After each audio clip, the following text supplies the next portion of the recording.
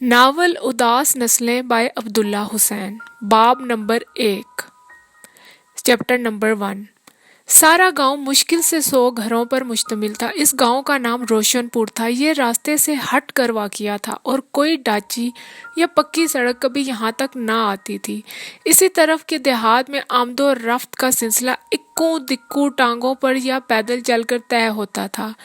ٹوٹی پھوٹی ٹیڑھی میڑھی پگڈنڈیاں تھیں جو کثرت سے ایک دوسرے کو کاٹتی تھیں۔ اکثر اوقات ایسا ہوتا تھا کہ کوئی بھی اجنبی کسی گاؤں میں پہنچ کر پریشانی اٹھاتے تھے، مگر یہ روز کی بات تھی اور گاؤں والوں کو ایسے مسافروں کے ساتھ خندہ پیشانی سے پیش آنے کی عادت سے پڑ گئی تھی۔ بعض اوقات ان لوگوں کو پہر دو پہر سستانے کے لیے گھاٹ اور پیاس بجھانے کے لیے لسی پانی بھی مل جاتا تھا۔ پگڈنڈیوں پر سارا دن سورج چمکا کرتا تھا۔ دھوپ کی ماری ہوئی وہ بڑی مسکین اور صاف ستھری لیٹی رہتی تھی، مگر ان کی کمینگی اس وقت ظاہر ہوتی تھی جب کوئی سواری ان کے اوپر سے گزرتی۔ تب وہ پگڈنڈیاں گرد و غبار کا ایک طوفان اٹھاتی جو فضا میں دیر تک منڈلاتا رہتا، اور دور اور نزدیک جو بھی انسان حیران یا شجر اس کی زد میں آتا یکساں سب کی دل آزاری کا سبب بنتا۔ کسان مسافروں کو غلط رستے پہ ڈال دینا اور گرد اڑا کر آس پاس کے جانداروں کو تنگ کرنا، ان پگڈنڈیوں کے پاس اپنی بدحالی پر خاموش احتجاج کرنے کے 2 مؤثر طریقے تھے۔ روشن پور جانے کے لیے آپ کو رانی کوٹ کے چھوٹے سے قصباتی اسٹیشن پر اتر کر ایسے ہی راستوں پر مغرب کی سمت دور تک چلنا پڑتا تھا۔ رستے میں آپ کو کتے ملتے تھے۔ یہ ایسے ہی معمولی آوارہ کتے تھے جو گاؤں میں ہوتے ہیں اور گاؤں والوں کی رائے یا خواہش کے بغیر ہی اپنے اوپر سارے گاؤں کی حفاظت اور دیکھ بھال کا ذمہ لے لیتے ہیں۔ یہ کتے عموماً قریب سے گزرنے والے مسافروں کو بیرونی حملہ آور اور گاؤں کی سلامتی کے لیے سخت خطرے کا باعث سمجھتے۔ اپنے خدشات کا اعلان اونچی آواز میں بھونک بھونک کر کرتے اور اسی طرح مخالفت کا اظہار کرتے ہوئے اگلے گاؤں تک تعاقب جاری رکھتے، جہاں وہ اپنے آپ کو اپنے ہی جیسے معمولی اور شکی المزاج کتوں کے حوالے کر کے با اطمینان واپس لوٹتے۔ کمزور دل و دماغ رکھنے والے مسافر اکثر طیش میں آ کر رک جاتے، انہیں کوستے، پتھر اٹھا کر مارتے، پیچھے بھاگتے اور طرح طرح کی حرکتوں سے سخت ناراضگی کا اظہار کرتے، لیکن طباع السلیم کے مالک لوگ کتوں کی نسبت اپنے وقار اور برتر حیثیت کو زیادہ اہمیت دیتے اور درگزر کر کر نکل جاتے۔ اسی طرح 14 کوس کی لمبی مسافت کے بعد گرد میں اٹے اور اکتائے ہوئے تھک ہار کر اپنے روشن پور پہنچتے۔ یہ گاؤں نہر کے کنارے آباد تھا۔ نہر کا پانی یہاں کی زمینوں کو سیراب کرتا تھا۔ علاقائی طور پر اس گاؤں کی حیثیت کم از کم رائے عامہ کے لحاظ سے غیر مسلم تھی۔ ایک گروہ جس کا سربراہ گاؤں کا سب سے عمر رسیدہ کسان احمد دین تھا مدعی تھا کہ گاؤں صوبہ دلی میں، اور دوسرا گروہ جو سکھ کسان ہرنام سنگھ کی سربراہی میں تھا دعویٰ کرتا تھا کہ گاؤں میں صوبہ پنجاب میں واقع ہے۔ اس بات پر اکثر چوپال میں مناظرے ہوا کرتے تھے۔ بہرحال یہ امر مسلم تھا کہ گاؤں ہر 2 صوبہ جات کی مشترکہ سرحد پر کسی جگہ واقع تھا۔ اس گاؤں کی تہذیب بھی اسی دوئی کا نمونہ تھی۔ جو سکھ قوم کے افراد یہاں آباد تھے وہ پنجاب کے سکھ کسانوں کی طرح پہنتے، کھاتے اور پنجابی زبان میں گفتگو کرتے تھے۔ ہندو اور مسلم طبقہ یوپی کے کسانوں کی معاشرت کا روادار تھا۔ اس کے باوجود گاؤں کے 200-250 لوگ بڑے امن اور صلح جوئی کے ساتھ اپنے اپنے طور پر اپنی زندگیاں بسر کر رہے تھے۔ روشن پور کی تاریخ مختصر اور رومانی تھی۔ اسے آباد ہوئے نصف صدی سے چند سال کا اوپر کا عرصہ ہوا تھا۔ اس لحاظ سے وہ اس علاقے کا سب سے کم عمر گاؤں تھا۔ یہاں بھی اس نسل کے بھی کئی افراد بقایا حیات تھے جس نے پہل آ کر یہ گاؤں آباد کیا تھا۔ جس وقت کا ہم ذکر کر رہے ہیں اس وقت دوسری اور تیسری نسل اس کی زمینوں کی کاشت کر رہی تھی۔ تاریخ کا سب سے مستند ذریعہ بہرحال بوڑھا کسان احمد دین تھا جو عین جوانی میں یہاں آ کر بسا تھا۔ ان چند کنبوں میں سے تھا جنہوں نے غیر آباد زمین میں سے روشن پور کا گاؤں آباد کیا تھا۔ یہ تاریخی کہانی وہ اسی طرح بیان کرتا تھا۔ جب سن 57 کا غدر مچا تو نواب روشن علی خان ضلع رہتا کے کلکٹر کے دفتر میں معمولی اہلکار تھے۔ ظاہر ہے کہ اس وقت وہ نواب نہیں رہے ہوں گے۔ مڈل تک تعلیم یافتہ تھے اور اپنی شرافت کی وجہ سے دوست و احباب اور گلی کوچہ میں قدر و منزلت کی نگاہ سے دیکھے جاتے تھے۔ اس زمانے میں وہ اپنی والدہ اور نئی بیاہتا بیوی کے ساتھ شہر کے ایک پرانے حصے میں رہتے تھے۔ جس روز شہر میں بغاوت کی آگ بھڑکی اور ہندوستانی سپاہی انگریز افسروں کے خلاف ہتھیار لے کر اٹھ کھڑے ہوئے، اس روز شہر کے عوام میں بھی خوف و ہراس کے ساتھ ساتھ غم و غصے کی لہر دوڑ گئی۔ کئی جگہ لوگ گلی محلوں میں اکٹھے ہو کر چھاؤنی سے آنے والی خبروں پر کان لگائے بیٹھے تھے، گو یہ سمجھنا غلطی ہوگی کہ وہ سب کے سب انگریزوں کے جانی دشمن تھے۔ رات پڑی تو سب شہری اپنے اپنے مکانوں میں بند ہو کر بیٹھ گئے۔ شام کے قریب روشن علی خان نے اپنے ایک علیل دوست سے جس کی مزاج پرسی کی وہ اس کے ہاں تشریف لے گئے تھے، اجازت حاصل کی اور گھر لوٹے۔ اپنی گلی سے پچھلی گلی کے اندر داخل ہوتے تھے کہ چند قدم آگے ایک بھاگتے ہوئے شخص پر نظر پڑی۔ دیکھتے دیکھتے وہ سایہ لڑکھڑا کر گرا اور ساکن ہو گیا۔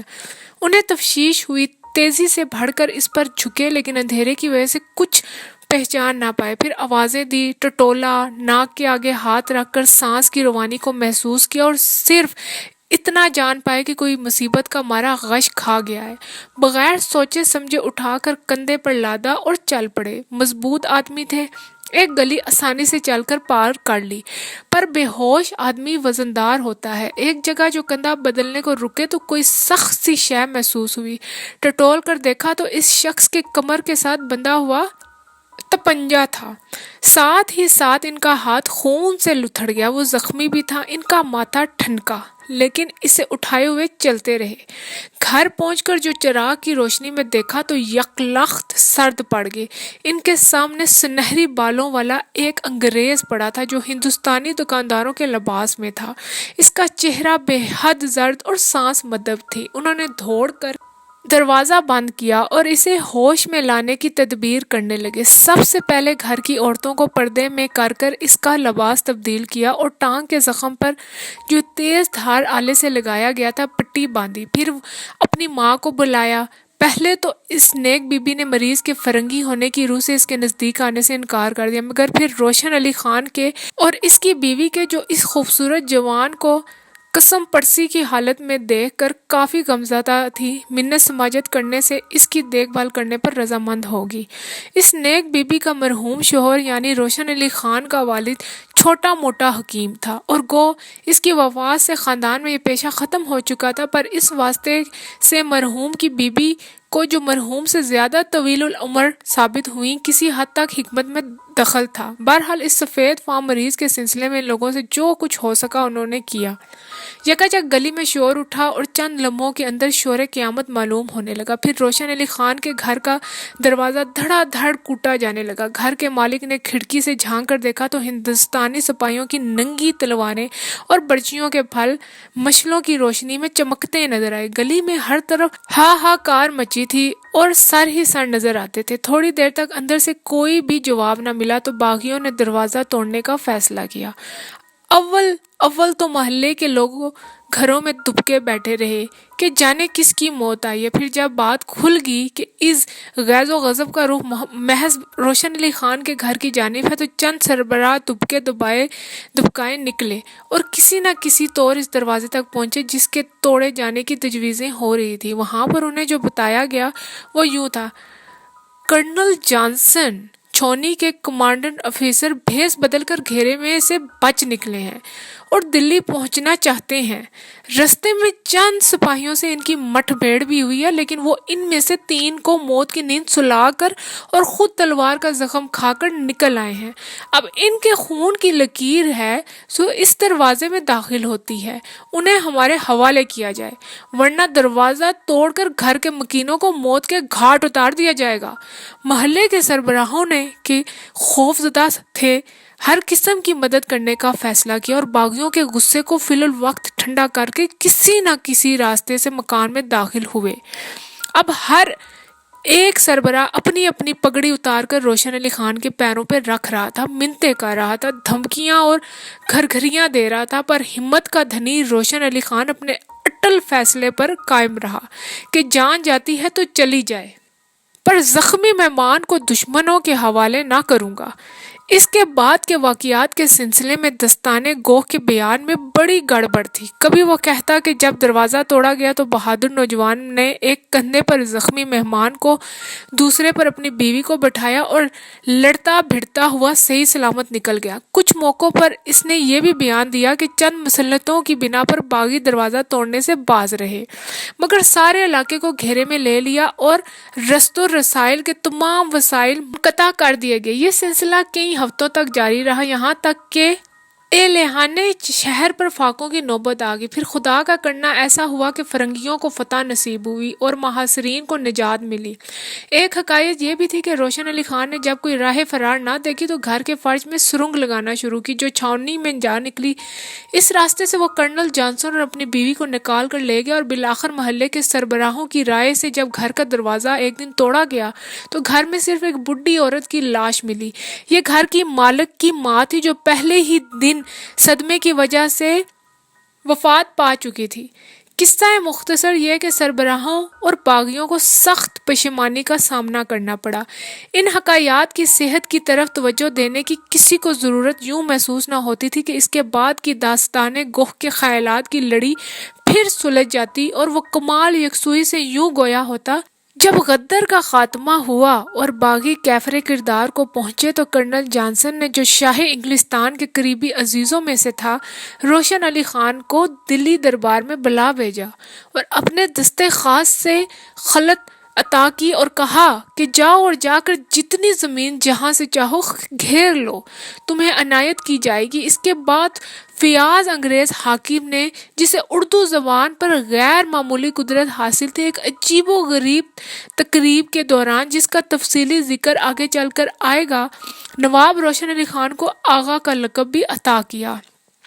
زمین گھیرنے کے متعلق دو روایتیں تھیں۔ ایک کے مطابق نواب صاحب نے گھوڑے پر سوار ہو کر چکر لگایا اور گھوڑے کی پونچھ کے ساتھ ایک شہد بھرا ٹین باندھ دیا، جس کے پیندے میں سوراخ تھا۔ شہد ٹپکتا رہا اور کیڑے مکوڑے آ کر اس پر جمع ہوتے گئے۔ اس طرح قدرتی حد بندی زمین کی ہوگی۔ دوسرے کے مطابق انہوں نے پیدل بھاگنا شروع کیا اور بانس کی پیچیاں راستے میں گاڑتے گئے۔ غروب آفتاب کے وقت جب واپس پہنچے تو سانس اکھڑ گئی، پلٹ کر گرے اور مرتے مرتے بچے۔ اس سوال کے جواب میں بھی کہ رہائش کے لیے خاص طور پر اس علاقے کا انتخاب کیسے اور کیوں عمل میں آیا، کئی روایتیں مشہور تھیں، جن کا بیان اسی کتاب کے احاطے سے باہر ہے۔ اس ساری حکایت کے حرف بہ حرف صحیح ہونے کو یوں بھی عقل سلیم نہیں مانتی، پھر بھی مناسب کاٹ جھانٹ کے بعد اسے حقیقت سے قریب تر لایا جا سکتا ہے۔ یہ تو بہرحال سب کے دیکھے کی بات تھی کہ جب تک کرنل جانسن ہندوستان میں رہے، ہمیشہ شکار کے لیے روشن پور آتے رہے، اور جب روشن آغا یورپ گئے تو انہی کے پاس ٹھہرے اور فیض پایا۔ اس طرح روشن پور کی جاگیر، جو 500 مربوں پر محیط تھی، قیام میں آئی۔ واحد مالک روشن آغا تھے۔ روشن آغا اپنے معمولی پس منظر کے باوجود اس عظیم ذمہ داری کے پوری طرح اہل ثابت ہوئے، اور جو اس بیش بہا خلعت اور جاگیر کی نوازش سے ان پر آن پڑی تھی۔ آخر عمر میں انہوں نے یورپ کا سفر کیا اور اپنے بیٹے کو تعلیم کے لیے ولایت بھیجا۔ گو واپس لوٹ کر اس نے ایک ایسی حرکت کی جس سے انہیں سخت قسم کا صدمہ پہنچا، یعنی اس نے دل کے ہاتھوں مجبور ہو کر ایک ایسے گھرانے کی لڑکی سے شادی کر لی جس کے ابائی پیشے کو شرفا میں قطعاً قدر کی نظر سے دیکھا جاتا تھا۔ اس کے بعد سے ان کا لڑکا ہمیشہ دلی کے روشن محل میں رہا۔ روشن محل وہ عالیشان مکان تھا جو روشن آغا نے رہائش کی خاطر دارالسلطنت میں تعمیر کرایا تھا۔ گاؤں کے وسط میں بڑی سی پکی حویلی تھی جس میں روشن آغا کئی برس تک رہے تھے، اور اس کے ارد گرد 50-50 گز تک جگہ خالی پڑی تھی، جہاں کسی وقت میں بڑا ہی خوبصورت باغیچہ ہوگا، لیکن اب محض خشک پودے اور ٹنڈ منڈ درخت کھڑے تھے کہ حویلی مدت سے خالی پڑی تھی۔ زندگی کے آخری برسوں میں روشن آغا نے اپنے بیٹے کو معاف کر دیا تھا اور جا کر روشن محل میں رہنے لگے تھے، جس سے ان کے فرزند نواب غلام محی الدین خان کو دلی سکون اور مسرت میسر ہوئی تھی۔ اس حویلی کے علاوہ گاؤں کا دوسرا واحد پکا مکان گاؤں کے اخیر پر واقع تھا۔ یہ مغلوں کا گھر تھا۔ مغلوں کے گھرانے کی کہانی اس طرح بیان کی جاتی تھی۔ مرزا محمد بیگ اور نواب روشن علی خان کا گمنامی کے زمانے سے گہرا یارانہ چلا آتا تھا۔ کہا جاتا ہے کہ ملازمت کے دوران دونوں ایک جگہ کام کرتے اور رہتے سہتے تھے۔ جب خداوندہ کریم نے اپنی بے نیازی میں روشن علی خان کو نیک نامی اور دنیاوی جاؤ حشمت سے نوازا تو وہ اپنے دوست کو نہ بھولے اور ملازمت چھڑوا کر اسے اپنے ہمراہ لے آئے۔ محمد بیگ کا خالص مغلوں کا خاندان تھا اور قدرت نے اس گھرانے کو وہ خوبصورتی عطا کی تھی جو خاص نسلوں میں پائی جاتی ہے اور بدقسمتی سے روز بروز کم ہوتی جا رہی ہے۔ بلکہ بعض لوگوں کا تو کہنا تھا کہ روشن علی خان محمد بیگ کی بیوی کے بے مثال حسن و جمال کی حد سے زیادہ مداح تھے، اور یہی عقیدت تھی جس نے انہیں مجبور کیا کہ وہ اپنی ملکیت میں سے 50 مربع زمین کے الگ کر کے اپنے عزیز دوست کو توفتاً دے دیں اور اپنی جیب سے گاؤں میں پکا مکان بنوا کر دیں۔ افواہ تو تھی کہ محمد بیگ کا بڑا لڑکا نیاز بیگ بھی روشن علی خان کے واسطے سے تھا، لیکن افواہوں کا کیا کہنے والے تو یہاں تک کہتے تھے کہ خود نواب روشن علی خان کی اکلوتی اولاد اس فیاض اور اعلیٰ نسب انگریز کرنل کی بدولت تھی جو زخمی ہو کر چند روز ان کے ہاں مہمان رہا تھا اور جس کی وجہ سے روشن علی خان پر جان کی مصیبت آئی تھی۔ حالانکہ اس غیر ملکی کی اعلیٰ نسبی اور شرافت کو نظر میں رکھا جائے تو عقل سلیم آسانی سے اس بات کو تسلیم نہیں کرتی۔ ہم یہ سوچ کر بھی ان افواہوں کی پرزور تائید کرنے سے باز رہنے پر مجبور ہیں کہ اس زمانے کے بزرگ قطعی طور پر مخلص اور وضع اور شفیق ہوا کرتے تھے۔ جتنا عرصہ مرزا محمد بیگ زندہ رہے بڑی خوشحالی کی زندگی بسر کرتے رہے اور دونوں کنبوں کی آپس میں محبت روز بروز ترقی کرتی گئی۔ محمد بیگ محنتی آدمی تھے اور صنعت و حرفت میں بہت دلچسپی رکھتے تھے، چنانچہ ذمہ داری کے ساتھ انہوں نے گھر میں لوہے کے کام کی دکان کھول لی کہ ان وقتوں میں ایسے پیشے اختیار کرنے کو آڑ نہیں سمجھا جاتا تھا۔ گو مرزا محمد بیگ کے لیے یہ کام پیشہ کم اور ہنرمندی کے شوق والی بات زیادہ تھی۔ اس طرح سلوک اور محبت کے ساتھ وقت گزرتا جا رہا تھا کہ اچانک محمد بیگ کو عین جوانی کے عالم میں، جبکہ وہ ابھی پورے 35 برس کے بھی نہ ہوئے تھے، موت نے آ دبوچا اور انہوں نے ایک بڑی پرسکون اور خوشنما زندگی گزارنے کے بعد جانے آفریں کے سپرد کی۔ ان کی پراسرار بیماری اور موت کے متعلق بھی کئی افواہیں مشہور ہیں، لیکن چونکہ ان کا ہماری کہانی کے ساتھ کوئی براہ راست تعلق نہیں، ہم اس طرف زیادہ توجہ نہیں دیں گے۔ مرزا محمد بیگ کی وفات کے بعد ان کی بیوی اور بچے نواب صاحب کی خاص شفقت اور نگرانی سے پرورش پاتے رہے۔ بڑا لڑکا نیاز بیگ کے پورے قد کا بڑا ہی گبرو خوبصورت جوان نکلا اور باپ کے ذمہ داری اور ہنرمندی کے شوق ورثے میں پائے۔ وہ عمر بھر گاؤں میں ہی رہا اور یہی کام کرتا رہا، اور اس کی ماں نے اس کی شادی اپنے جیسے خالص اصل مغل گھرانے میں کی اور بڑی خوبصورت اور خوبصورت بہو بیاہ کر لائی۔ شادی کے 15 سال بعد خدا نے اسے بیٹا عطا کیا۔ لوگوں کا کہنا تھا کہ نیاز بیگ کی ماں نے پوتے کی پیدائش کا اتنی شدت اور اتنے شوق سے انتظار کیا کہ اتنے لمبے عرصے کے بعد اسے اچانک خوشی سے وہ جو صدمہ پہنچا اس سے وہ جاں بر نہ ہو سکی۔ ماں کے مرنے کے بعد نیاز بیگ نے ایک اور عورت کو گھر میں ڈال لیا۔ یہ دوسری عورت کسی نیچ ذات سے تھی۔ چھوٹا بیٹا ایاز بیگ 5 سال تک اسکول میں پڑھنے کی خاطر جاتا رہا کہ اسے پڑھائی کرنے کا شوق تھا۔ پھر اچانک اس کام سے جی اٹھ گیا اور وہ گھر سے بھاگ کر ریلوے کے محکمے میں ملازم ہو گیا۔ اس کے کئی سال بعد وہ گاؤں لوٹا۔ پھر ایک ایسا واقعہ ہوا جس کی وجہ سے اس گھرانے کے خوشگوار دن یکلخت غائب ہو گئے۔ نیاز بیگ کو حکومت کے خلاف کسی جرم کے الزام میں پکڑ لیا گیا اور چند روز عدالتی کارروائی کے بعد 12 برس قید بامشقت کی سزا سنا دی گئی۔ وہ چند دن بعد جب مغلوں کے اس باعزت کنبے پر بدقسمتی وارد ہوئی کہ ابھی تک گاؤں والوں کے حافظے میں محفوظ تھے اور اس کا ذکر کرتے ہوئے اب بھی لوگ آواز نیچی کر لیتے تھے اور رنج سے سر ہلانے لگتے تھے۔ حکومت نے اسی پر اکتفا نہ کیا بلکہ ان دونوں بھائیوں کی زیادہ تر زمین ضبط کر لی اور تھوڑی سی جائیداد جس پر نیاز بیگ کی دونوں بیویوں کا بامشکل گزارا چل سکتا تھا چھوڑ دی۔ اب اکیلی رہتی ہوئی دونوں عورتیں بڑی اسرت اور تنگی میں بڑھاپے کا انتظار کرنے لگی۔ اس طرح گاؤں کے اس اکلوتے آزاد گھرانے پر قدرت کی طرف سے بدبختی اور ذلت نازل ہوئی۔ چھوٹے بھائی ایاز بیگ نے اس واقعے سے بددل ہو کر گاؤں ہی چھوڑ دیا، لیکن جاتے ہوئے وہ نیاز بیگ کے لڑکے نعیم کو، جو اپنے باپ کے جیل جانے کے وقت 3 سال کا تھا، اپنے ساتھ لیتا گیا۔ اسے اپنے بھتیجے سے بڑی محبت تھی۔ ایاز بیگ معمولی تعلیم و تربیت کے باوجود اس خداداد ذہانت اور صلاحیت کا مالک تھا جس کے بل پر بہت سے معمولی آدمیوں نے دنیا میں ناموری پائی ہے۔ اس نے پورا فائدہ اٹھایا اور عمارتی تعمیر کے کام میں کمال فن حاصل کیا۔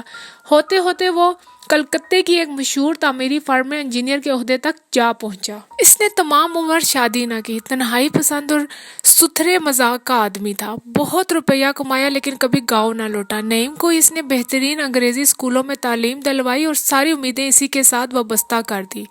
روشن پور کا ہماری کہانی کے ساتھ گہرا تعلق ہے، لیکن ابتدائی چند یوم آپ کو دارالسلطنت دلی میں بسر کرنے ہوں گے کہ جس زمانے میں ہم نے کہانی کی ابتدا کرنے کا فیصلہ کیا ہے، ہمارے اہم افراد وہاں پر جمع تھے، اور وہ زمانہ تھا جب نواب روشن علی خان آف روشن پور 80 برس کی عمر پا کر حال ہی میں فوت ہوئے تھے اور ہندوستان کی آزادی کی جنگ ابتدائی مرحلوں میں تھی۔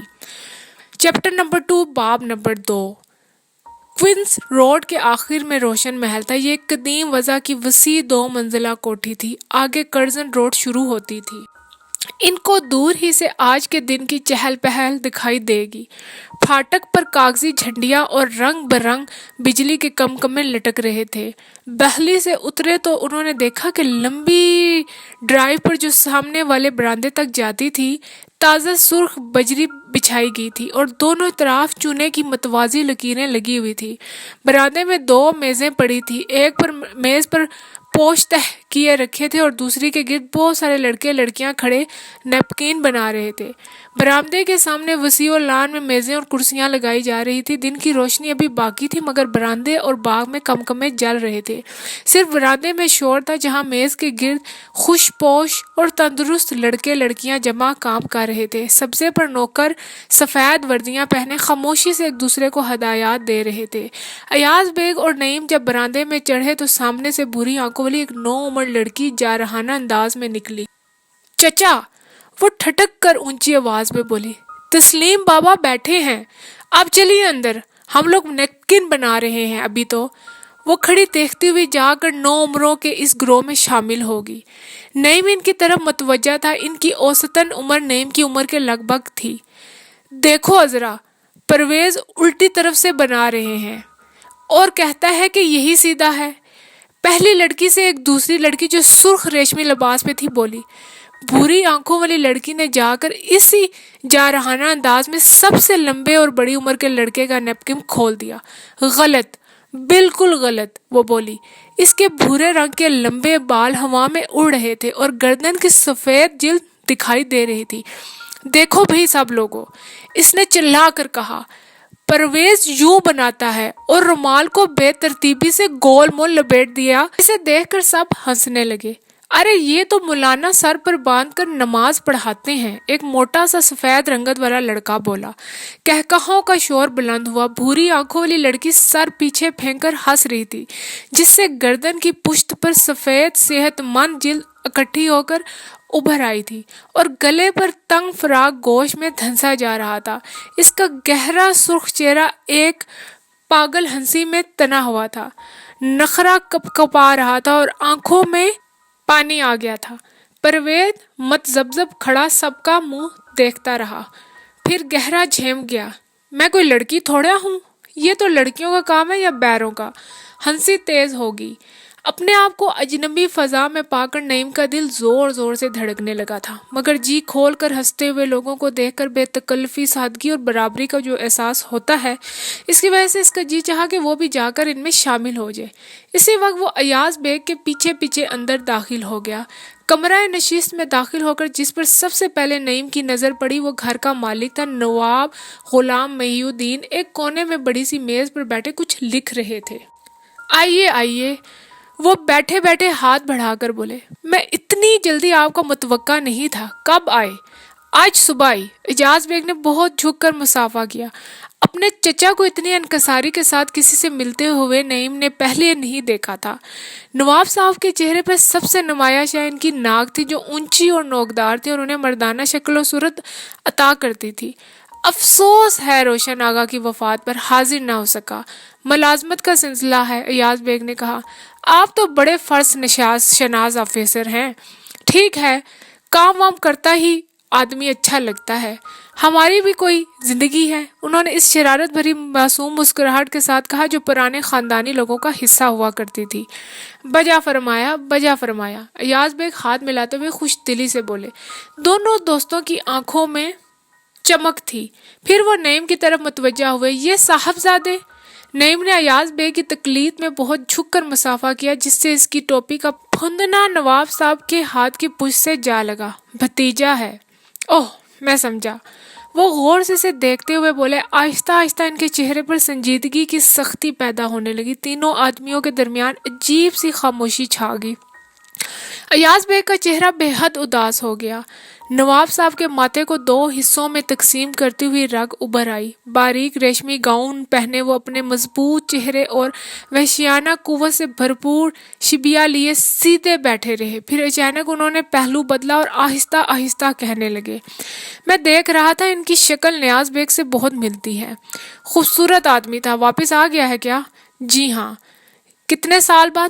12۔ اوہ! وہ اٹھ کر کمرے میں ٹہلنے لگے۔ پڑھتا ہے کیا؟ کلکتے میں اسی سال سینئر کیمبرج کیا ہے، ایاز بیگ نے بتایا۔ آپ نیاز بیگ سے ملے؟ نہیں۔ ملیں گے؟ نہیں۔ دونوں کچھ دیر خاموش رہے، پھر ایاز بیگ نے موضوع تبدیل کرتے ہوئے کہا۔ آج تو کافی رونق ہوگی۔ امید تو ہے۔ نواب صاحب کی سنجیدگی دور ہوگی۔ چیف کمشنر آئیں گے، کھوکھلے بھی شہر میں ہیں، شاید آ جائیں، اور آپ کی اینی ونسٹ بھی آ رہی ہے، ذرا تیار رہیے گا، آپ بھی بڑے زوردار تھیوسوفسٹ ہیں۔ پھر انہوں نے ایاز بیگ کے کندھے پر ہاتھ رکھ کر غور سے دیکھا۔ بوڑھے ہو گئے ہیں، وقت سب کو بوڑھا کر دیتا ہے، ایاز بیگ نے مسکرا کر کہا۔ نہیں، بہت بے چین بیٹھا تھا، اپنے باپ کا ذکر اس نے بہت کم سنا تھا، اور یہ منظر جو آج اس نے دیکھا اور محسوس کیا بالکل نیا تھا۔ موضوع کی تبدیلی سے اسے کافی تسکین ہوئی اور وہ غور سے اپنے میزبان کو دیکھنے لگا۔ نواب صاحب 40 کے لگ بھگ اور بہت صحت مند تھے۔ چشمہ ان کی ناک میں گہرا پھنسا ہوا تھا اور گال شیشے سے اوپر ابھری ہوئی تھی۔ آنکھیں گہری اور جبڑے اور ٹھوڑی اور سر کی ہڈی مضبوط اور چوڑی تھی۔ ان کے ہاتھ نازک اور خوشنما تھے۔ معمولی ناک نقشے کے باوجود ان کے چہرے پر وہ نرمی اور خوش شکلی تھی جو پرآسائش زندگی کا پتہ دیتی ہے۔ گفتگو کرتے ہوئے وہ ایک ہاتھ کو بڑے دلکش انداز میں حرکت دیتے تھے۔ کمرہ بڑے کرینے سے سجا تھا۔ نعیم کے عین پیچھے ایک بھس بھرا شیر کھڑا تھا جو خطرناک حد تک زندہ دکھائی دے رہا تھا۔ چاروں کونوں میں اونچے اونچے فرشی لیمپ روشن تھے، کھڑکیوں پر بھاری پردے اور فرش پر دبیز بے آواز قالین پڑے تھے۔ برآمدے کے شور کے مقابلے میں اندر گہری خاموشی اور سکون تھا۔ غور سے دیکھنے پر معلوم ہوتا تھا کہ دروازوں کھڑکیوں کی درزیں قالین کی تہوں سے بند کیے گئی تھیں۔ پھر ان کا میزبان اٹھا اور تھوڑی دیر تک لان پر ملنے کا وعدہ کر کے اندر کے کمروں کی طرف چلا گیا۔ باہر آ کر نعیم نے دیکھا کہ نیپکن سارے میزوں پر رکھے گئے تھے اور سفید وردیوں والے بیرے آخری انتظامات میں مصروف تھے، اور کوئی دکھائی نہ دیتا تھا۔ پھاٹک کے بغل والے دوسرے لان میں بیٹھنے کا انتظام کیا گیا تھا۔ ایاز بیگ کو کونے میں ایک کرسی گھسیٹی اور کیمرہ نکال کر اس رات کو تصویریں لینے کے لیے اسے تیار کرنے لگا۔ نعیم ادھر ادھر پھرنے لگا۔ اس وقت اندر سے وہی لڑکے لڑکیاں باتیں کرتے نکلے اور ادھر ادھر پھیل گئے۔ لمبے لڑکے نے تیزی سے جھک کر ایاز بیگ کو سلام کیا اور پھر نعیم کی طرف آ گیا۔ آپ کلکتہ سے آئے ہیں؟ جی ہاں۔ میں پرویز ہوں۔ اس نے ہاتھ بڑھایا۔ یہ ہمارا گھر ہے۔ نعیم نے ہاتھ ملایا اور خاموشی سے اسے دیکھنے لگا۔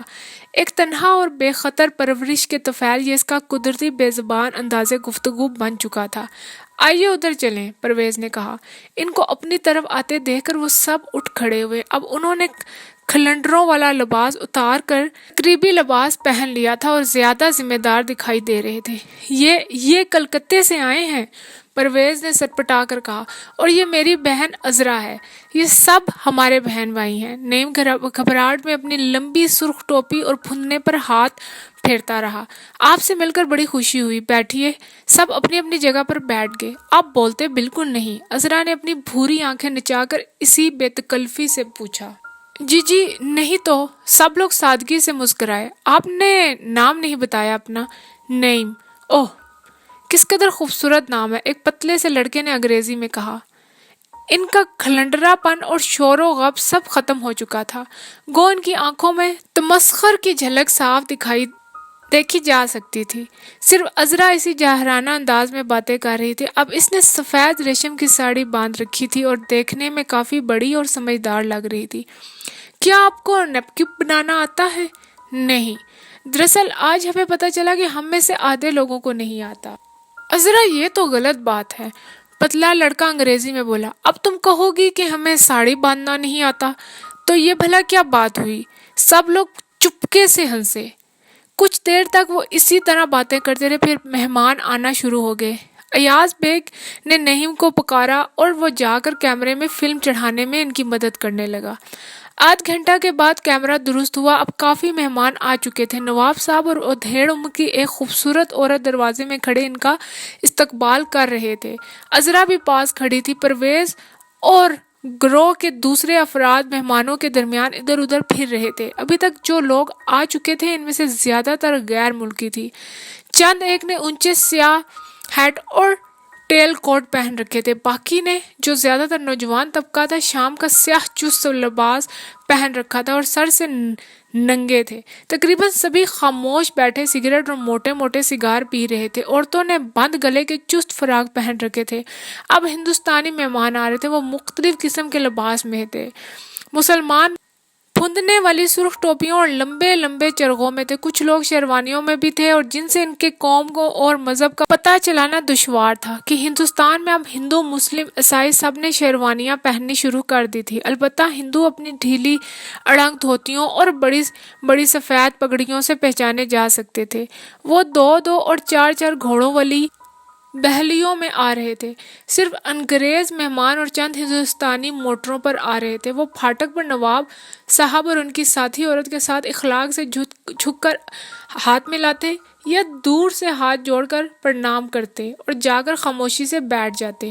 انگریز سب ایک طرف بیٹھے تھے اور ہندوستانی دوسری طرف۔ غیر ملکیوں نے اپنی اپنی اونچی ٹوپیاں اور اسکارف آتے ہی خادموں کے حوالے کر دیے تھے۔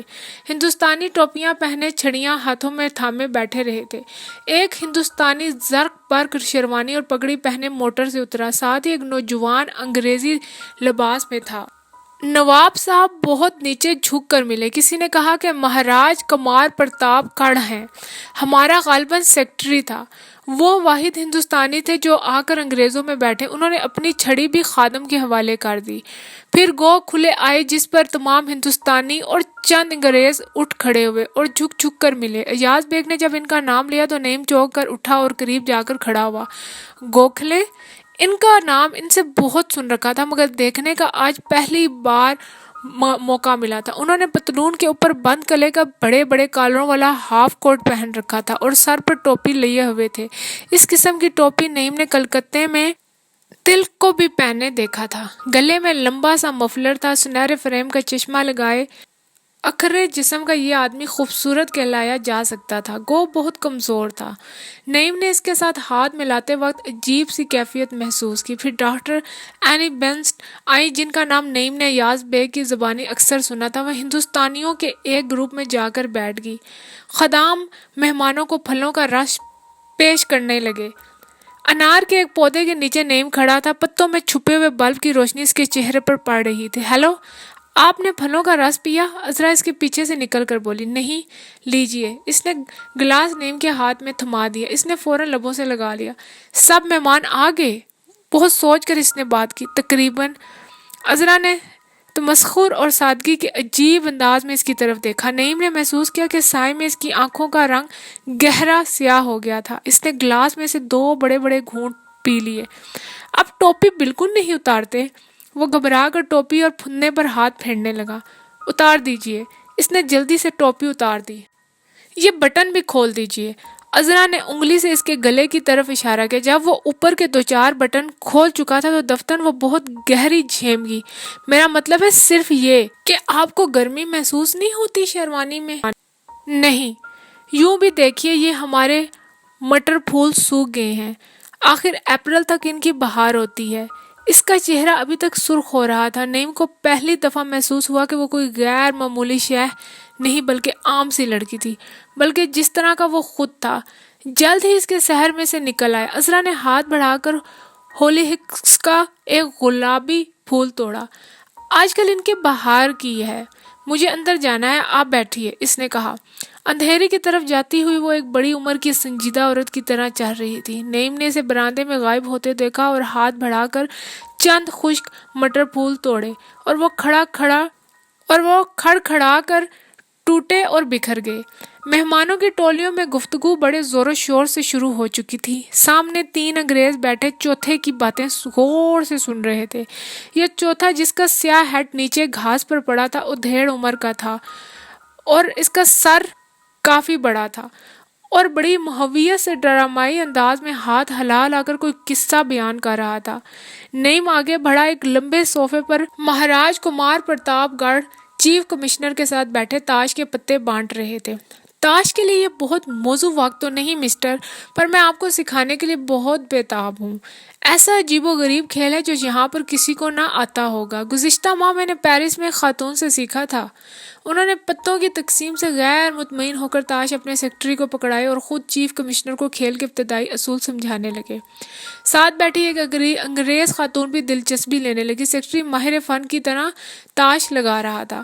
جب نعیم گملوں کی اس قطار کے ساتھ ساتھ جن میں موسم گرما کے پھول کی پنیری لگی تھی مہاراج کمار کے صوفے کے پیچھے سے گزرا تو وہ پتے بے ترتیب وار لگاتے ہوئے اچانک رک کر بولے، پیرس میں نے دیکھا تھا مسٹر کہ جس ہوٹل میں ٹھہرا ہوں وہاں عجیب رواج تھا۔ وہ پیرس کا سب سے بڑا ہوٹل تھا اور ہر ایک سوئٹ کے ساتھ 2 غسل خانے تھے۔ کیا ہوا کہ صبح صبح جب میں نہانے کے لیے نکلا تو کیا دیکھتا ہوں کہ سامنے والے سوئٹ سے ایک صاحب ننگ دھڑنگ کمر کو تولیے سے پونچھتے نکل چلے آ رہے ہیں۔ میں نے گھبرا کے کہا، اوہ معاف کیجیے، اور وہ واپس چلا آیا۔ وہ صاحب جواب دیے بغیر نکل گئے۔ انگریز خاتون سرخ ہوگی۔ انگریزی بہت کم سمجھتے ہیں وہاں پر، وہ جلدی سے بولی۔ جی ہاں، راجکمار نے بے حد اخلاق سے کہا، بڑی دقت ہوتی ہے۔ حیرت کی بات تو یہ ہے کہ فرانس کا ساحل آپ سے صرف 30 میل دور ہے۔ درست ہے، بالکل درست ہے۔ خاتون نے بات ٹالنے کی کوشش کی۔ حیرت کی بات تو ہے۔ اچھا تو مسٹر، مہاراج کمار نے بہرحال بات جاری رکھی، دوسرے دن پھر یہی حرکت ہوئی۔ اب کے کوئی دوسرے صاحب تھے۔ میں بھی ٹھٹائی سے سامنے دیکھتا ہوا پاس سے گزر گیا، لیکن آگے نکلنے پر میں ایک نظر پیچھے مڑ کر دیکھنے سے باز نہ رہ سکا۔ کیا دیکھتا ہوں کہ ایک خاتون بڑی بے خبری اور لاتعلقی سے میرے پیچھے پیچھے چلی آ رہی ہیں۔ اس کے بعد میں پیرس کا عادی ہو گیا۔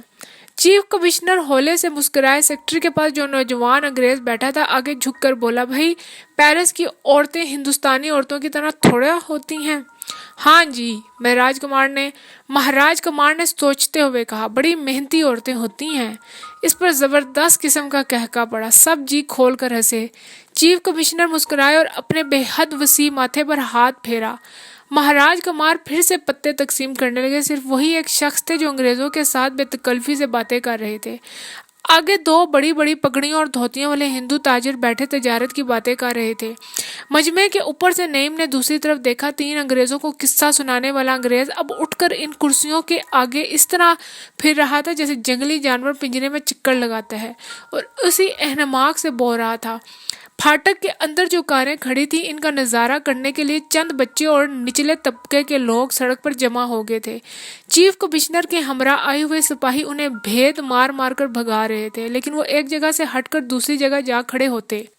مئی کے شفاف آسمان پر اب مکمل تاریکی تھی اور ستارے تھے۔ رات گرم تھی اور درخت میں رنگین کمکمے روشن تھے۔ اگلے صوفے پر اسے ایاز بیگ دکھائی دیے جو ڈاکٹر اینی بینسنٹ کے ساتھ باتیں کر رہے تھے۔ ان کی گفتگو میں ایک اور شخص بہت صاف رنگت اور سیاہ بالوں والا بھی شامل تھا۔ نعیم اپنے چچا کے پاس خالی جگہ پر بیٹھ گیا۔ لیکن مسٹر بیگ، اس بات پر میں میڈم بلیو ٹسکی سے بالکل بھی متفق نہیں، اینی بینسنٹ کہہ رہی تھی۔ وہ کہتی ہیں کہ ستاروں کی دنیا میں جو وجود ہے وہ محض روحیں ہیں، اور یہ کہ وہ مادی نہیں ہیں، اور وہ انہیں مابعد الطبیعاتی طور پر ثابت کرنا چاہتی ہیں۔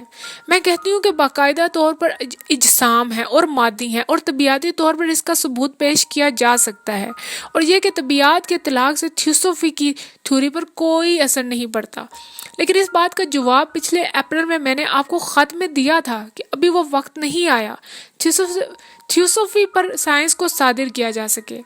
ایاز بیگ بولے، سائنس کے قانون کو صادر کرنے کا سوال ہی نہیں پیدا ہوتا۔ اینی بینسٹ نے اپنے دلکش لہجے میں کہنا شروع کیا، صادر کرنا اور بات ہے اور نعیم نے اکتا کر سننا چھوڑ دیا۔ اس کی سمجھ میں اس گفتگو کا ایک لفظ نہ آیا تھا، لیکن وہ مسز بیسنٹ پر سے نظریں نہ ہٹا سکا۔ اس کے سر پر برف ایسے سفید بالوں کی ٹوپی سی بنی ہوئی تھی، اور اس کی آواز، نعیم نے سوچا، شاید دنیا کی خوبصورت ترین آواز تھی۔ اپنی عمر کے باوجود وہ بڑی پرکشش عورت تھی۔ دل میں وہ سوچا بیٹھا تھا، عذرا کے جانے کے بعد کسی نے اس سے بات نہ کی تھی۔ اس لڑکی کے ساتھ مختصر ملاقات اور اس کے جاہرانہ انداز سے وہ جھلا گیا تھا۔ آہستہ آہستہ اس کے دل پر لڑکپن کی اداسی اتر آئی، اور ارد گرد باتیں کرتے ہوئے اور باتیں سنتے ہوئے تمام آدمیوں کو وہ خاموش رقابت کے احساس کے ساتھ دیکھنے لگا۔ دائیں طرف نواب صاحب، ان کی ساتھی ادھیڑ عمر خوبصورت عورت، دو انگریز اور ایک ہندوستانی چھوٹے سے دائرے میں بیٹھے تھے۔ ہندوستانی متواتر باتیں کر رہا تھا اور اس کے ساتھی دلچسپی سے سن رہے تھے۔ جب وہ آیا تو لنگڑا کر چل رہا تھا، اور سب لوگ بڑے پرتپاک سے اسے ملے تھے۔ چیف کمشنر اور مہاراج کمار کے بعد اس کی کار سب کاروں سے اونچی اور چمکدار تھی، اور اس کے پہیوں کے تار بجلی کی روشنی میں چمک رہے تھے۔ اسی وقت اس کی ٹانگ جو خراب تھی بالکل سیدھی اکڑی ہوئی کرسی پر سے نیچے سبزے تک آ رہی تھی، لیکن اس کی باتوں کے ہلے میں کوئی اس کی ٹانگ سے دلچسپی نہ لے رہا تھا۔ اس کے چہرے سے ذہانت ٹپکتی تھی۔ نواب صاحب کے خاص ملازم نے ایک رائفل اور ایک بڑی سی پستول جس کے پیچھے لکڑی کا دستہ لگا تھا لا کر اسے پکڑائی، اور وہ تعریفی نظروں سے دیکھتا ہوا کچھ کہنے لگا۔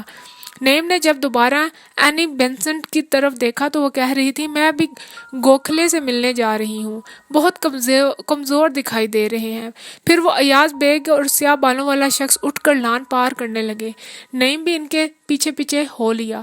جب وہ لنگڑے باتونی شخص کے قریب سے گزرا تو اس نے سنا وہ کہہ رہا تھا کہ اوفو، یہ جرمن کمبخت ایسی مشین بناتے ہیں، اور آپ دیکھیے اس ساری پستول میں آپ کو ایک بھی کیل نظر نہ آئے گا، سارا ویلڈنگ کا کام ہے۔ یہ اصل مرد کا کھیل ہے۔ پارسال شیر کے شکار کو چیف کمشنر کے ساتھ جو میں بنگال میں گیا، نعیم گزر گیا۔ باتوں کا شور عروج پہ تھا۔ جب وہ دوسری طرف پہنچا تو اس کے ساتھی جھک جھک کر گوکھلے سے مل چکے تھے اور خیریت پوچھ رہے تھے۔ وہ صوفے کے پیچھے جا کر اندھیرے میں کھڑا ہو گیا۔ گوکھلے آنے والے کو جگہ دینے کی خاطر کھسک کر صوفے کے کونے پر چلے گئے، جس سے ان کا چہرہ اچانک روشنی میں آ گیا۔ ہم یہاں بات کر رہے تھے، میں ان سے کہہ رہی تھی کہ مسٹر گوکھلے کی مجالس خدام ہند، servant of Indian society of خالص تھیوسوفیکل اصولوں پر بنائی گئی ہے، اینی بینسنٹ نے کہا، لیکن انہیں صرف لفظ ہند پر اعتراض ہے، یعنی خدام انسانیت کیوں نہیں؟ ایاز بیگ بولے، یا خدام تھیوسوفی؟ سیاہ بالوں والے شخص نے مسکرا کر کہا۔ اس کی بات کی سنی انسنی کر کے اینی بینسنٹ بھی پھر بولی، اس سے آپ مانیں گے کہ تحریک محدود ہو جاتی ہے۔ گوکھلے سنبھل کر بیٹھے اور اپنے بوڑھے ہاتھوں میں چھڑی کو پھڑانے لگے۔ تھیوسوفی، انہوں نے دھیمے لہجے میں بات کرنا شروع کی، پھر چشمہ اتار کر صاف کیا اور دوبارہ لگا لیا۔ تھیوسوفی مسز بیسنٹ نہ سائنس ہے اور نہ سیاست، محض فلسفہ ہے۔ سیاست چند مادی فوائد کا نام ہے، جیسے بہتر خوراک، بہتر لباس، بہتر رہائش۔ انہیں حاصل کرنے کا طریقہ، اور تھیوسوفی یا کسی بھی غیر مادی یا غیر عملی فلسفے پر یقین کر کے ہم یہ چیزیں حاصل نہیں کر سکتے۔ مادے کا ایک حجم ہوتا ہے اور وہ ایک خاص جگہ گھیرتا ہے، وہی مادہ اس سے زیادہ رقبے کی جگہ نہیں گھیر سکتا، چنانچہ محدود ہے۔ ہم مادے یا سیاست کو غیر محدود نہیں کر سکتے۔ خدام ہند کے اصولوں اور طریقہ کار کو گو خالصتاً مادی تو نہیں، اور انہیں کسی حد تک روحانی کہا جا سکتا ہے، کیونکہ جو لوگ مجلس میں شامل ہیں انہیں اپنے ہر آرام و آسائش کو ترک کر دینا پڑتا ہے، لیکن وہ کام کرتے ہیں دوسرے لوگوں کی بہتری کی خاطر، اور یہ لوگوں دوسرے لوگ ہیں جو ہندوستان کے لوگ ہیں. یہی ہندوستان کا لفظ مجلس کو ایک مادی شکل دیتا ہے. اپنے اینی بیسنٹ کسمسائی، مگر جب بولی تو ان کی آواز کم دلکش نہ تھی. لیکن میں نہیں سمجھتی کہ آپ وسیع تر مقصد اور اصطلاحوں سے کیوں گھبراتے ہیں. کام جو بھی ہو، ایک بڑا نام، بڑا کام اور مقصد کو وسعت بخشتا ہے. لیکن یہ عظمت اور وسعت تو آپ سمجھتی ہیں، یا تو نواب صاحب سمجھتے ہیں یا کرنل اولکاٹ سمجھتے ہیں. میرے ملک کے یہ چھوٹے چھوٹے لوگ نہ ذہین ہیں نہ روحانی بزرگ ہیں. ان سے اگر کہا جائے کہ دنیا کی بہتری کے لیے آؤ تو وہ اپنا گندم بونا جاری رکھیں گے. لیکن اگر کہا جائے کہ ہند کے لیے اپنا فلاں بھائی فلاں بہن کے لیے آؤ تو دیکھیے مسز بینسنٹ گوکھلے نے ایک ہاتھ سے چشمہ اتارا اور دوسرے ہاتھ کی انگلی ہلاتے ہوئے بولے، یہ لوگ جو کھیتوں اور سڑکوں اور گلیوں میں کام کرتے ہیں گو ذہین اور روحانی نہیں مگر عقل مند ضرور ہیں. وہ اپنے گاؤں، اپنی زمینوں، اپنے ماں باپ اور بچوں کے نام پر ضرور آئیں گے، اور اسی لیے کسی سیاسی تحریک کو غیر محدود نہیں کیا جا سکتا. اس لحظے آپ صاحب جو غریب سے گزر رہے تھے چونک کر رکے. خوب، ہر طرف سیاسی تحریکات کی بات ہو رہی ہے. آپ بڑے کمزور نظر آ رہے ہیں مسٹر گوکھلے. آپ کی ذبیحت کیسی ہے؟ خراب ہی جا رہی ہے. صحت یا موت کا غم تو نہیں، غم ہے تو محبت کا. محبت کا؟ سیاہ بالوں والا آدمی مسکرایا اور اینی بینسنٹ خوبصورتی سے چونکی. جب سے پیدا ہوا ہوں میٹھے سے محبت کرتا رہا ہوں. اب ادھر 10 بر سے میٹھا حلق سے نہیں اتارا. وہ ہنسے. مگر یہی کرسمس پر جب بانکی پور آپ آئے تو آپ صحت میں تھے. آپ کانگریس کے اجلاس پر بانکی پور میں تھے نا؟ اینی بینسنٹ نے بات کاٹ کر کہا. ہاں میں تھا. گوکھلے تھے، مہاراج کمار تھے، مسٹر سہانا تھے. نواب صاحب نے لنگڑے باتونے کی طرف اشارہ کرتے ہوئے بتایا. اوہ، میں اس وقت ہندوستان میں نہیں تھی. اجلاس کیسا رہا؟ اچھا خاصا رہا، بہت لوگ آئے. بنگال کی تقسیم کے متعلق کوئی ریزولوشن ہوا؟ اور نواب صاحب نے دماغ پر زور ڈالتے ہوئے سامنے دیکھا جہاں نعیم کھڑا تھا. وہ کھسک کر اندھیرے میں ہو گیا. ارے کیوں مسٹر گوکھلے؟ گوکھلے ہنسے. بنگال تقسیم ہو یا متحد رہے، آپ کا رائل بنگال ٹائیگر کا شکار جاری رہے گا. میری یادداشت کچھ ٹھیک نہیں رہی کئی دنوں سے. وہ سیانے ہو کر بولے اور اجازت لے کر چلے گئے. آپ کا بانکی پور کے بارے میں کیا خیال ہے؟ اینی بینسنٹ نے گوکھلے سے پوچھا. خیال؟ وہ طنز سے مسکرائے. بس ایسی ہی ایک پارٹی تھی جیسی آج ہے. بڑے شاندار لوگ تھے، خوبصورت اور اپ ٹو ڈیٹ. خوبصورت باتیں تھیں، خوش گپیاں تھیں. یہ تو زیادتی ہے مسٹر گوکھلے. میں بھی پریس کی طرف سے وہیں تھا. اچھی خاصی تو کانفرنس تھی. سیاہ بالوں والا آدمی شائستہ انگریزی میں بولا. پیچھے کھڑا نعیم اپنی ٹوپی کو بری طرح ہاتھوں میں مروڑنے لگا. کھوکھلے یکلخ سنجیدہ ہو گئے. آپ کے اخبار کا کوئی نمائندہ جنوبی افریقہ میں بھی تھا؟ اوہ ہاں، ضرور تھا. اخبار نویس نے رو کر بالوں پر ہاتھ پھیرا. آپ جنوبی افریقہ سے آ رہے ہیں میں جانتا ہوں، مگر وہاں کا مقابلہ آپ ہندوستان سے نہیں کر سکتے. یہاں تو سیاست یعنی پڑھے لکھے لوگوں کے ہاتھ میں ہے. اچھا، پڑھے لکھے لوگوں سے آپ کی مراد؟ یہی کہ تعلیم یافتہ ہیں، تاریخ سے واقف ہیں. اور دفتر نعیم آگے بڑھا جس سے اس کا چہرہ جو سرخ ہو رہا تھا روشنی میں آ گیا. ذرا جھک کر نو عمری کے جوشیلے لہجے میں وہ بولا. اور یہ بھی کہ ساری کارروائی انگریزی زبان میں ہوئی. سب نے ایک ساتھ مڑ کر دیکھا. نعیم کے ماتھے پر پسینہ تھا. اس نے ٹوپی کے پھندنے کو اس زور سے کھینچا کہ وہ اس کے ہاتھ میں آ گیا. ایاز بیگ کا رنگ سفید پڑ گیا. یہ کوئی بری بات نہیں. اس کے علاوہ کوئی بھی بڑی زبان سیکھنا معیوب نہیں بلکہ اچھی تعلیم ہے. اخبار نویس اپنے آپ کو سنبھال کر بولا. اسی لیے کم پڑھے لکھے لوگ قید کر دیے جاتے ہیں. اور آپ کیا توقع رکھتے ہیں؟ تلک جیل میں ہے کیا؟ اخبار نویس انگریز کا چہرہ ایک دم غصے سے سرخ ہو گیا. اس کے ماتھے سے نفرت ٹپکنے لگی اور وہ بار بار مٹھیوں کو کھولنے اور بند کرنے لگا. تو آپ اسے سیاستدان کہتے ہیں؟ وہ پھر اس نے ایک شریف انگریز کی تربیت کے مطابق انتہائی کوشش سے اپنے آپ کو قابو میں کیا اور خشک لہجے میں بولا. اس کی سیاست کے متعلق تو چیف کمشنر ہی آپ کو بہتر بتا سکتے ہیں. ایک اخبار نویس کی حیثیت سے میں کہتا ہوں کہ وہ اچھا اخبار نویس بھی نہیں. ایاز بیگ اعصابی حالت میں دونوں پاؤں ہلا رہے تھے. انار کے پتوں میں چھپا ہوا کمکما ہوا کے جھونکے کے ساتھ زور سے جھولا اور سایہ ان کے پاؤں پر ڈولنے لگا. اسی وقت سب لوگ کھانے کے لیے اٹھنا شروع ہو گئے۔ گوکھلے یعنی بنسنٹ سے کہہ رہے تھے، لیکن چند نوجوانوں سے میں ضرور متاثر ہوا۔ موتی لال نہرو کا لڑکا بھی آیا تھا، ابھی کیمبرج سے لوٹا ہے۔ اخبار نویس انگریز دیر تک کھڑا چہرے سے ہر تاثر کو دور کرنے کے لیے ماتھے پر رومال پھیرتا رہا۔ لنگڑا آدمی بڑی تندہی سے باتیں کرتا اور ہنستا ہوا قریب سے گزرا۔ نعیم نے دیر تک جیبوں میں رومال تلاش کرنے کے بعد ٹوپی کے ساتھ ماتھے کا پسینہ پونچھا اور ہجوم میں شامل ہو گیا۔ کھانے کی میزوں کی 2 لمبی قطاریں لگی تھیں جن پر سب مہمان بآسانی بیٹھ سکتے تھے۔ سبزے کے اس قطعے پر رنگین کمکموں کا جال بچھا ہوا تھا۔ رکابیوں میں بھنے ہوئے سالم مرغ اور تیتر لکڑی کی ٹانگوں پر کھڑے تھے۔ پلاؤ ابھی نہیں آیا تھا پر خوشبو آ رہی تھی۔ 10 سے زیادہ قسم کے کھانے میز پر آ چکے تھے۔ کھانوں کے درمیان چینی کی چھوٹی چھوٹی بے داغ پلیٹوں میں سیاہ چربی کے بھدی موم بتیاں کھڑی تھیں۔ یہ موم بتیاں درمیانی انگلی کے برابر موٹی اور خاصی بد شکل تھیں اور انہیں روشن نہیں کیا گیا تھا۔ ایک میز کے سرے پر 2 بڑی کرسیاں پڑی تھیں جن پر نواب صاحب اور ایک دوسرے بزرگ آ کر بیٹھ گئے۔ نواب صاحب نے شام کے کھانے کا لباس اتار کر اب سرخ چمکیلے ریشم کا لباس پہن رکھا تھا۔ یہ کچھ اس طرح کا لباس تھا جیسے مغل شہنشاہ یا ان کے درباری پہنا کرتے تھے اور آج کل سرکس کے مسخرے پہنتے ہیں۔ کپڑا ایسا تھا جو عورتوں کے لیے مخصوص ہوتا ہے۔ ایک لمبا سا تنگ بلاؤز تھا جس پر گلے تک سفید چمکدار بٹن لگے ہوئے تھے۔ آستین چست تھی۔ کمر سے نیچے بلاؤز کا گہرا بڑا تھا اور نیچے اسی کپڑے کی بھاری سی تنگ پانچیوں والی شلوار تھی۔ جوتا بھی اسی کپڑے کا اور موزوں نما تھا۔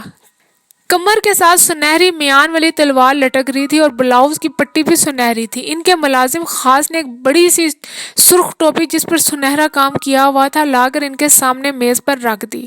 قریب ایک پلیٹ میں کالی چربی کی سب سے بڑی موم بتی رکھی گئی تھی۔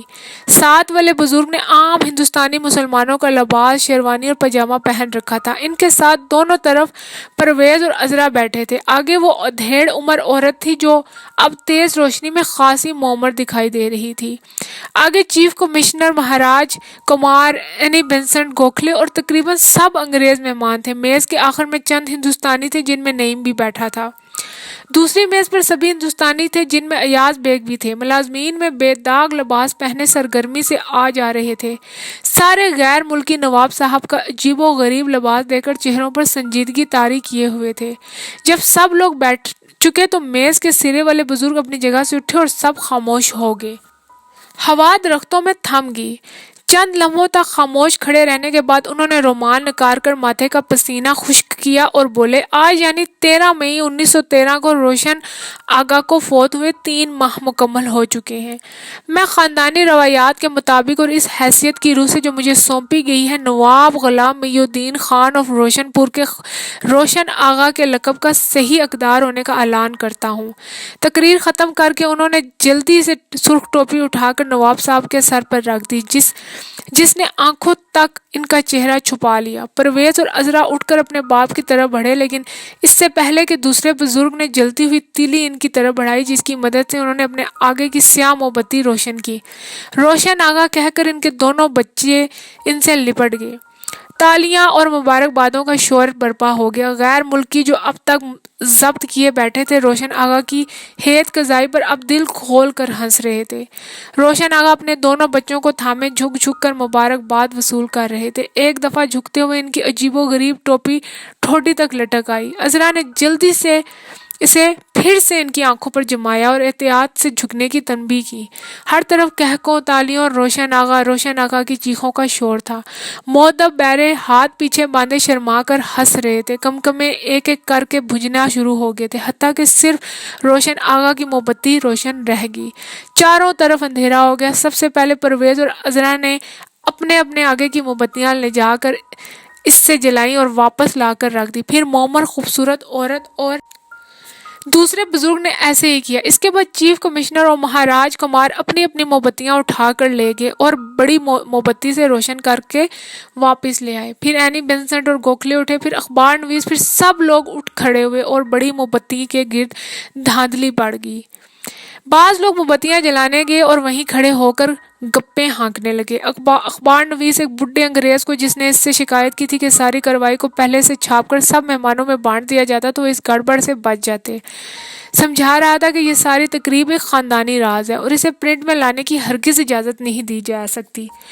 بڈھا سنجیدگی اور اداسی سے موم بتی کو تکتے جا رہا تھا۔ ہر طرف سے قہقہوں کی آواز آ رہی تھی۔ پھر مومی شمعوں کی روشنی میں کھانا شروع ہوا اور خاموشی سے جاری رہا۔ اب چاند وسط مئی کے آسمان پر روشن اور گرم تھا اور ہوا اور درختوں میں جم چکی تھی۔ مدھم چاندنی میں دلی کی آدھی سے زیادہ آبادی سو چکی تھی اور روشن محل کے باغ میں مقدس چربی کی روشنی میں خاموشی سے کھانا کھایا جا رہا تھا۔ سفیدے کے اونچے درخت ساکت کھڑے تھے، میزوں سے پرے ایک فوارہ اندھیرے میں خاموشی سے پانی اچھال رہا تھا۔ نعیم نے کھانے پر سے سر اٹھا کر دیکھا، ساری فضا طلسمی تھی، ایک سحر تھا جس میں صرف خوشبودار کھانا اور جبڑے ہلاتے ہوئے لوگ حقیقی تھے۔ ساری دنیا، سارے لوگوں کا صرف ایک کام تھا، کھانا۔ لنگڑے باتونی کی مہذب خوشگوار آواز اب بھی آ رہی تھی۔ بھوک چونکہ انتہائی وحشت ناک انسانی جذبہ ہے، چنانچہ کھانا انسان کا شریف ترین فعل ہے۔ اور وہ کہہ رہا تھا۔ نعیم کے دائیں بازو پر جو شخص بیٹھا تھا پلیٹ میں چاول نکالتے ہوئے اس کی طرف جھکا۔ میں نے آپ کو بات کرتے ہوئے سنا جب آپ تلخ کے متعلق کچھ کہہ رہے تھے۔ اس نے دیکھا کہ یہ وہی قصہ گو انگریز تھا جو کبھی کچھ دیر پہلے اپنے ساتھیوں کے ساتھ جنگلی جانور کی طرح چکر لگا رہا تھا۔ وہ پھر بولا، کیا آپ کو پتا ہے کہ تلخ نے مسلمانوں کے خلاف کیا کچھ کیا؟ زبیہ گاؤں کے خلاف سوسائٹی اور مسجد کے سامنے باجا بجانے پہ اصرار، اور وہ سب؟ کوئی جواب نہ پا کر کچھ دیر بعد اس نے دوبارہ گفتگو کی صحیح کی۔ اس موم بتی کو دیکھ رہے ہو؟ سنا ہے یہ چربی پچھلے 100 سال سے اس خاندان کے پاس ہے۔ میں سوچتا ہوں کہ جب یہ ختم ہو جائے گی تو پھر کیا ہوگا؟ نعیم نے محظوظ ہو کر اسے دیکھا۔ آپ کو کیسے پتا چلا میں مسلمان ہوں؟ اس نے آہستہ سے کہا۔ اوہ! جنگلی جانور برا سا منہ بنا کر بولا۔ آپ آج شام سرخ ٹوپی پہنے ہوئے تھے۔ اس کے بعد اس نے کوئی بات نہ کی۔ کھانا کافی دیر تک جاری رہا، پھر لوگ اٹھ اٹھ کر جانے لگے۔ دوسرے لان میں جب وہ آرام سے ٹانگیں پھیلا کر بیٹھ گئے تو بیرے کافی خوبصورت پیالوں میں قہوہ پیش کرنے لگے۔ جب کھانے کی میزوں پر وہ اکیلے رہ گئے تو روشن آگا اٹھے، دیر تک وہیں کھڑے وہ بڑی موم بتی کو ٹکٹکی باندھے دیکھتے رہے۔ اپنے انوکھے لباس میں وہ بیک وقت باروب اور مسخرے دکھائی دے رہے تھے۔ پھر انہوں نے پھونک مار کر موم بتی کو بجھا دیا۔ روشن آغا، ان کے ملازم خاص نے دھیرے سے کہا اور سارے دانت نکال کر ہنسنے لگا۔ انہوں نے ایک لحظہ غور سے اسے دیکھا، پھر اپنی چھوٹی انگلی سے چمکدار انگوٹھی نکال کر اس کی طرف اچھالی، جسے زمین پر گرنے سے بچانے کے لیے وہ دیوانہ وار ہوا میں ہاتھ چلانے لگا۔ جب وہ بجری کی سڑک پار کر کے دوسری طرف جا رہے تھے تو کونے والے درخت کے نیچے انہوں نے نعیم اور عذرا کو دیکھا اور ان کے مسرور چہرے پر فکر کی ایک پرچھائیاں گزر گئی۔ نعیم قہوے کا پیالہ پکڑے پکڑے ایک عجیب و غریب درخت کے پاس جا نکلا۔ وہ ٹھگنا سا پھیلا ہوا درخت تھا اور اس کی موٹی موٹی شاخیں نعیم کی چھاتی کے برابر آتی تھی۔ اس کا جی چاہا کہ چھلانگ لگا کر اوپر چڑھ جائے۔ قہوے کا پیالہ شاخ پر رکھ کر اس نے اوپر دیکھا۔ شاخوں میں سرخ رنگ کا کمکما جل رہا تھا۔ آپ اکیلے اکیلے کیوں پھر رہے ہیں؟ عذرا نے قریب آ کر پوچھا۔ جواب دینے کی بجائے اس نے قہوے کا پیالہ اٹھا لیا اور گڑبڑا کر ایک جلتا جلتا گھونٹ بھرا۔ یہ درخت ہماری محبوب جگہ ہے، ہم چھٹی کے روز سارا دن یہاں چڑھے رہتے ہیں۔ وہ شاخ پر ہاتھ پھیرنے لگی۔ مدھم سرخ روشنی میں اس کی آنکھیں اور بال بھورے اور رنگ گندمی تھا۔ اس کا بازو جو شاخ پر رکھا تھا گول اور صحت مند تھا اور تنگ آستین میں سختی سے پھنسا ہوا تھا۔ بے اختیار نعیم کا جی چاہا کہ اس ابھری ہوئی جگہ کو چھوئے جہاں سے آستین نے جلد کو دبا رکھا تھا۔ وہ شاخ پر ہاتھ پھیرنے لگا۔ آپ کی کافی گرم ہے، کچھ زیادہ ہی گرم ہے، نعیم نے کہا۔ اوہ! وہ اسی طرح سر پیچھے پھینک کر ہنسی جیسے شام کے وقت برآمدے میں ہنس رہی تھی۔ اس کی گردن چوڑی ہوگی اور نرخرا تیزی سے کانپنے لگا۔ وہ بے حد جاندار ہنسی تھی۔ آپ کا منہ جل گیا، نعیم برا سا منہ بنا کر ہنسا۔ یہ بہت اچھا ہوا، وہ اسی جہرانہ انداز میں خوشی سے بولی اور دونوں ہاتھ اوپر باندھ کر شاخ کے ساتھ جھول گئی۔ ارے! دفتن وہ جھیم گی۔ مجھے ایسا نہیں کرنا چاہیے، روشن آغا ناراض ہوں گے، وہ ہمیشہ مجھے اس پر چڑھنے سے منع کرتے ہیں۔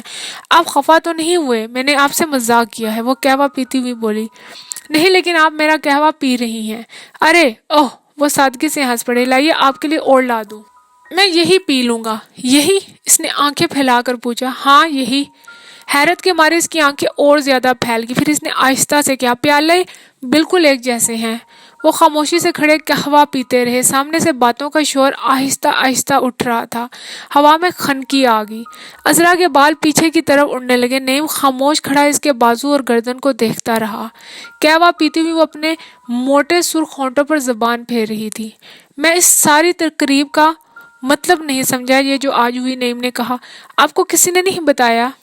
ارے یہ دراصل اس طرح ہے, روشن پور کا مالک روشن آغا کہلاتا ہے. یہ تقریب اسی سلسلے میں تھی. آج سے بابا روشن آغا کہلائیں گے. اس سے پہلے بڑے ابا تھے. بے حد دلچسپ تقریب تھی. یوں تو یہ خالص خاندانی تقریب ہے. بابا کا لباس بھی خاندانی, صرف آج کے دن پہننے کے لیے ہے. وہ احترام سے بولی. جنہوں نے تقریر کی وہ کون ہے؟ ہمارے خاندان کے سب سے عمر رسیدہ بزرگ ہیں. اوہ, اور وہ خاتون؟ میری خالہ ہیں, یہیں رہتی ہیں. آپ کی والدہ؟ ممی پردہ کرتی ہیں. اس نے پیالہ خالی کر کے شاخ پر رکھتے ہوئے اچانک نعیم سے پوچھا, آپ انگریزی لباس پہنتے ہیں؟ ہاں, اتوار کو ہم پرویز کے BA کرنے کی خوشی میں پارٹی کر رہے ہیں. آپ آئیں گے؟ آ جاؤں گا. ضرور یاد رکھیے گا, 5 بجے شام. اچھا ضرور, اس نے پھر کہا. نعیم ہنس دیا. شب بخیر. وہ سبزے پر سے گزر کر روشن آغا کی طرف چلی گئی اور وہ دوسرے کونے میں اونچی تکونی ٹوپی پہنے بیٹھے سر ہلا رہا تھا اور بار بار تلوار سنبھالتے جا رہے تھے. نعیم عذرا کو سبزے پہ چلتے ہوئے دیکھتا رہا. اس وقت وہ اس لاابالی لڑکی سے بہت مختلف تھی جو شام کے وقت انگریزی لباس پہنے برآمدے میں دوڑ رہی تھی. بڑی شدت سے یہ خواہش نعیم کے دل میں پیدا ہوئی کہ وہ مڑ کے اس کے پاس چلی آئے اور اس کے ہونٹوں, بازوؤں اور گردن کو قریب سے دیکھے. کچھ دیر بعد وہ جا کر ایاز بیگ کے پاس بیٹھ گیا جو لنگڑے باتونی کو کسی عمارت کے تعمیری نقائص کے بارے میں بتا رہے تھے. اسے خاموشی سے ایاز بیگ کی باتیں سنتے ہوئے پا کر نعیم کو دکھ ہوا. آدھی رات کے قریب مہمان رخصت ہونا شروع ہوئے. روشن آغا کو شبہ بخیر کہہ کر جمائیاں لیتے اور ڈکاروں کو روکتے ہوئے اور اپنی اپنی سواریوں میں جا کر بیٹھنے لگے. نچلے طبقے کے لوگ, چند لوگ ابھی تک شور مچا کر روانہ ہوتی ہوئی موٹروں کو دیکھنے کے لیے باہر کھڑے تھے. جب نعیم ایاز بیگ کے ساتھ آخر میں شبہ بخیر کہہ کر اپنے بہلی کے قریب آیا تو اسے نیند آ رہی تھی اور زیادہ کھا جانے سے پیٹ بھاری ہو رہا تھا. سوار ہونے سے پہلے ایک طاقتور خواہش کے تحت مڑ کر اس نے سارے روشن محل پر نظر دوڑائی. باغ میں صرف نوکر خاموشی سے پھر رہے تھے اور برآمدہ سنسان پڑا تھا. درختوں میں سرخ کمکمے زور سے جھول رہے تھے اور وہ بلی سے اچک کر ایاز بیگ کے برابر بیٹھ گیا. عذرا نے اتوار کی شام کو دعوت دی ہے چائے کی, اس نے کہا. جواب کی بجائے چند مچھر اس کے چہرے سے ٹکرائے. اس نے چچا کی طرف دیکھا. ان کا کھلا, سپاٹ, معمولی خط و خال کا چہرہ تھا, جیسے عام کام کرنے والے لوگوں کا ہوتا ہے. اس پر کوئی گہرائی نہ تھی. اس پر ہر تاثر صاف واضح ہو جاتا تھا. وہ چونک اٹھا. تم تقریر کرنے کے لیے وہاں نہیں گئے تھے؟ ایاز بیگ نے غرا کر کہا. تمہیں پتہ ہے کہ تل کا نام لینا ہی دہشت پسندی میں شمار ہوتا ہے. کوئی اور جگہ ہوتی تو تمہیں فوراً گرفتار کر لیا جاتا. روشن محل کی تقریب تھی اس لیے نعیم سوچتا رہا. پھر آہستہ سے بولا, مجھے افسوس ہے چچا, وہ ہمارا سب کا ایسا ہیرو ہے. ورنہ. تھوڑی دیر تک دونوں خاموش بیٹھے, بہلی سے کے چلنے کے ساتھ ہلکورے کھاتے رہے. پھر ایاز بیگ نرم لہجے میں بولے, ہمارا خاندان انہی باتوں کی وجہ سے تباہ ہو چکا ہے. میں نے تمہیں تعلیم دلوائی, ساری امیدیں تم میری ساری زندگی ہو, میری ساری امیدیں تم پر ہیں. ایک روز تمہیں پتہ چلے گا کہ میں نے کتنا دکھ سہا. نعیم کو خیال ہوا کہ وہ رو رہے ہیں. اس نے کنکھیوں سے دیکھا. ان کی خشک چمکتی ہوئی آنکھیں دیکھ کر اس کو خوشی ہوئی. بہلی دیر تک سنسان سڑکوں پر چلتی رہی.